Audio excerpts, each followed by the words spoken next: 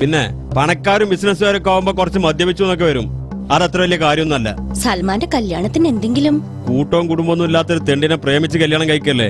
പൈസ ഒന്നും വേണ്ടി വരൂല. മാണെങ്കിലും ഒരു പൈസ ഞാൻ കൊടുക്കൂല. തന്തി തള്ളില്ലാത്തിന്റെ കാര്യമൊന്നും പറയണ്ട. എല്ലാരും ഉണ്ടായിട്ടും നിങ്ങളെ അവസ്ഥ ഇതല്ലേ? എല്ലാരും ഉണ്ടായിട്ടും ആരും ഇല്ലാത്ത മാതിരി ഞാൻ എന്നെ കല്യാണം ആലോചിച്ചപ്പോ എന്റെ പെരക്കാര് സമ്മതം മൂളിയത് എന്റെ പണം കണ്ടിട്ടാ. ഞാൻ ഈ നാട്ടിൽ അറിയപ്പെടുന്ന ഒരു പണക്കാരനാ, ഗൾഫ് ബിസിനസ്സുകാരൻ. എന്തായിട്ടെന്താ കാര്യം?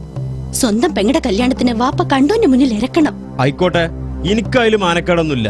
എനിക്കതിലും വലിയ പ്രശ്നങ്ങളുണ്ട്. ഇപ്പൊ വാങ്ങിയ റബ്ബറിന്റെ പകുതി പണേ കൊടുത്തിട്ടുള്ളൂ.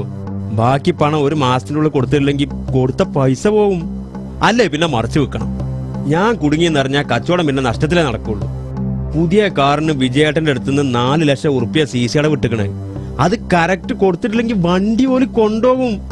എന്നാലും സൽമാന്റെ കല്യാണത്തിന് എന്തേലും കൊടുക്കണ്ടേ?